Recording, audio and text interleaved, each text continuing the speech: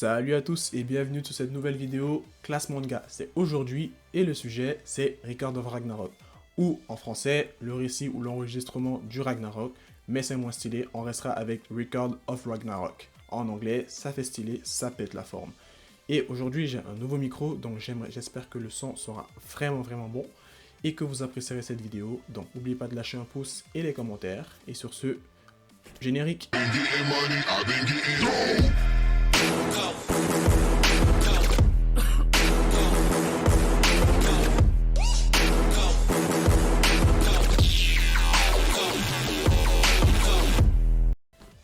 Donc, commençons tout d'abord par la définition. C'est quoi le Ragnarok, précisément? Donc, pour ceux qui ne le savent pas, le Ragnarok est une légende nordique et qui est très connue pour la particularité que d'après la légende, lorsque un grand guerrier meurt de façon honorable, il sera choisi par Odin et ira au Valhalla, paradis pour les Nordiques, pour festoyer et attendre le jour du Ragnarok, où il livrera bataille aux côtés d'autres grands guerriers et d'autres dieux.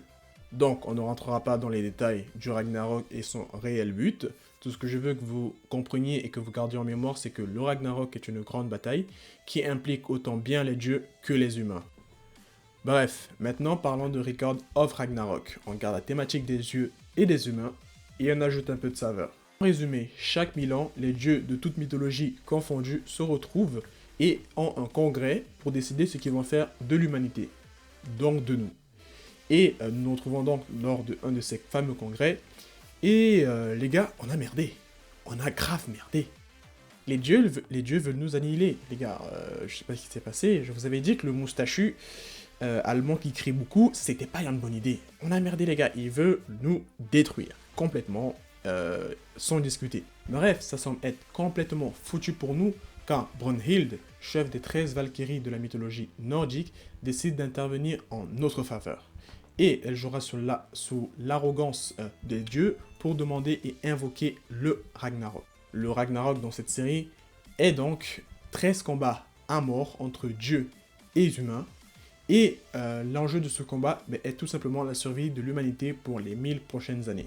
Vous devez sûrement vous dire, c'est impossible que nous pauvres humains mortels pouvons gagner. Et vous avez raison, impossible qu'on gagne contre des dieux, ça serait complètement illogique. Et c'est là que vient la magie du manga. L'auteur nous offre par son œuvre une raison valable de comment est-ce que les humains auraient pu se battre contre les dieux. Ils utilisent ici les 13 Valkyries pour les 13 combats. Chaque Valkyrie a une capacité spécifique de pouvoir se transformer en une arme mortelle contre les dieux. Donc nos guerriers vont être fournis en armes par les Valkyries qui utiliseront leur propre corps comme des armes. Elles vont pas se battre avec les dieux, ce serait plus elles se métamorphosent en armes qui sont des armes divines et du coup peuvent blesser, voire tuer des dieux. Et bien sûr pour rendre le tout un peu plus intéressant, parce que ce n'est pas n'importe quel humain qu'on enverra, parce que j'enverrai pas Jean-Baptiste, 34 ans et qui n'a jamais touché une épée de sa vie aller se battre contre des dieux, vous pouvez comprendre. Donc Brunhild, chef des Valkyries, décidera un par un pour chaque combat qui se battra pour l'humanité. Et c'est là que tout est fun, parce que chaque combattant de l'humanité sera choisi méthodiquement. Et tous les combattants sont des personnages qui ont réellement existé dans la mythologie, dans l'histoire de l'humanité. Alors, pourquoi est-ce que je vous conseille Record of Ragnarok? C'est simple, si vous aimez les combats dantesques et les retournements de situation, c'est sûr que vous allez aimer Record of Ragnarok. Et surtout si vous aimez aussi, bien sûr, la violence et vous n'avez pas peur du sang, ça sera un manga que je ne pourrais que ne conseiller. Et en plus, sachant que l'anime arrive cette année, je vous conseille de le regarder. Et je pense même que je ferai peut-être une ou deux reviews de temps à autre de l'anime. Surtout, ce que j'ai beaucoup aimé de Record of Ragnarok, c'est que l'enjeu en tant que lecteur, et surtout en tant qu'humain, nous plonge directement dans la volonté de comprendre l'œuvre et de se battre à l'intérieur de l'œuvre. On ne fait pas partie de l'œuvre, mais on se sent faire partir de l'œuvre, ok? Parce que quand tu vois certains combats de qui se bat pour l'humanité, des fois tu te dis, est-ce qu'on a vraiment besoin de vivre? Parce que tu te dis, t'as pas vraiment envie que l'humanité gagne dans certains combats. Ceux qui ont lu le manga doivent savoir de quel combat je parle. Mais dans d'autres combats, tu es fier d'être humain. Tu te sens fier d'être humain aujourd'hui et de te battre pour tes droits. Et certains combats sont vraiment tellement beaux. je vous conseille vraiment de le lire parce que quand tu le lis, tu te sens vivre, tu te sens renaître parce que la mise en scène, les pages, le dessin, la violence, tout est fait pour représenter une appartenance. Quand les personnages se battent, on voit des humains dans le gradin, de tout âge, de toute génération. On les voit là, qui encouragent, et ça nous donne envie d'encourager aussi ces personnages qui se battent pour nous techniquement, même si on ne risque rien présentement. Quoique je me demande si le Covid n'est pas en fait le Ragnarok. Bref, l'animé apparemment va sortir cette année, donc je n'attends que ça. Je veux le voir à tout prix, et je suis plus que impatient en fait les gars.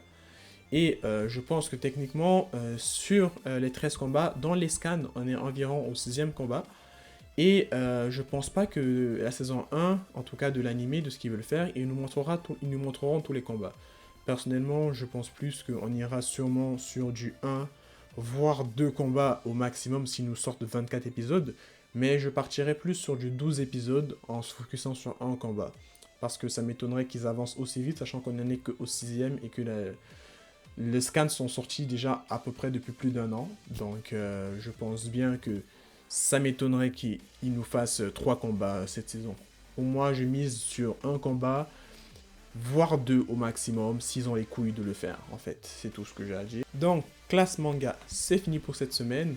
On se retrouve la semaine prochaine pour Classe Manhwa. Et celui qui a été choisi par les votes en commentaire était The Great Mage Return After 4000 Years. Donc, je vous attends pour la semaine prochaine pour Classe Manhwa. Et sur ce, je vous souhaite une bonne journée et n'oubliez pas de voter en commentaire pour savoir qui sera dans le prochain Classe Manga dans 2 semaines. Sur ce, je vous laisse et passez une agréable soirée ou journée. Peace!